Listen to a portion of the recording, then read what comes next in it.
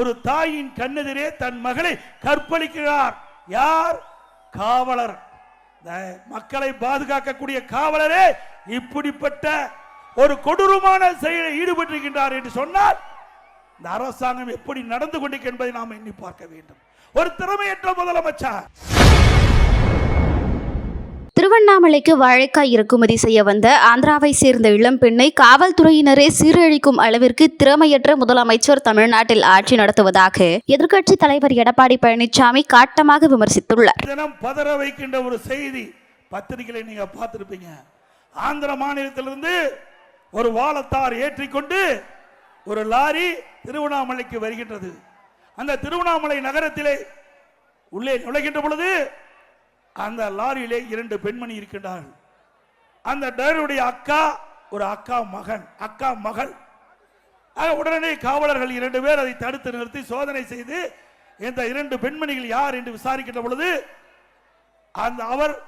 அந்த lorry driver குறிப்பிடுகிறார், நாங்க வாழத்தாரை ஏற்றிக்கொண்டு திருவண்ணாமலைக்கு வந்திருக்கின்றேன், அதோடு சாமி தரிசனம் செய்ய என் குடும்பத்தை சேர்ந்த அக்கா மகளும் அழைத்து வந்திருக்கிறேன் என்று குறிப்பிடுகிறார்.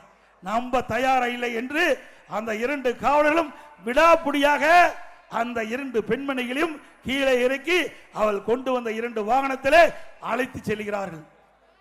மக்கள் நடமாட்டம் இல்லாத பகுதியை பார்த்து அந்த தாயின் கண்ணெதிரே அவருடைய மகளை கற்பழித்திருக்கின்றார்கள். 29ஆம் தேதி நடந்த சம்பவம். இது மன்னிக்க முடியாத சம்பவம். ஒரு தாயின் கண்ணெதிரே தன் மகளை கற்பழிக்கிறார். யார்? காவலர். மக்களை பாதுகாக்கக்கூடிய காவலரே இப்படிப்பட்ட ஒரு கொடூரமான செயலில் ஈடுபட்டிருக்கின்றார் என்று சொன்னால் இந்த அரசாங்கம் எப்படி நடந்து கொண்டிருக்கிறது என்பதை நாம் எண்ணி பார்க்க வேண்டும். ஒரு திறமையற்ற முதலமைச்சர். காவல்துறை அவரிடத்திலே இருக்கின்றது. சரியாக நிர்வாகம் செய்யாத காரணத்தினாலே இன்றைக்கு 2 காவலர்கள், மக்களை பாதுகாக்கக்கூடிய காவலர்கள் அந்த 2 பெண்மணியை அழைத்து சென்று ஒரு தாயின் கண் எதிரே மகளை கற்பழித்து என்று சொன்னால் இந்த அரசாங்கம் தொடர வேண்டுமா? தொடர வேண்டுங்களா? இன்றைக்கு பயரை வேலி பாதுகாக்கின்றது. அதுபோல நாட்டு மக்களை பாதுகாப்பது காவல்துறை. அதை நம்பித்தான் மக்கள் இருக்கின்றார்கள். ஆனால் இன்றைய தினம் ஒரு கொடூரமான சம்பவம் திருவண்ணாமலையில் அரங்கேறிக்கிறது.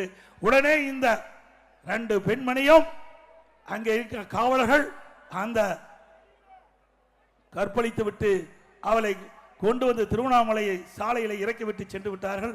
அந்த பெண்மணி அழுது கொண்டிருந்த பொழுது அந்த வழியா சென்ற மக்கள் என்ன ஏது என்று விசாரித்த பொழுது நடந்த கொடூரமான சம்பவத்தை சொன்னவுடன் 108 ஆம்புலன்ஸுக்கு அவர்கள் தகவல் கொடுத்து 108 ஆம்புலன்ஸிலே அந்த 2 பெண்மணியும் அங்கே அவர்களை அந்த வாகனத்திலே அழைத்து சென்று மருத்துவமனை சேர்க்கப்பட்டு மருத்துவமனையிலே அந்த தகவலை அங்கே இருக்கின்ற மாவட்ட காவல்துறை கண்காணிப்பு தகவல் குறிக்கப்பட்டு அதில் சம்பந்தப்பட்ட 2 காவலர்களை கைது செய்து சிறையிலே அடைத்திருக்கின்றார். செய்திகளை உள்ளது உள்ளபடி தெரிந்து கொள்ள ரெஃப்ளெக்ட் நியூஸை சப்ஸ்கிரைப் பண்ணுங்க.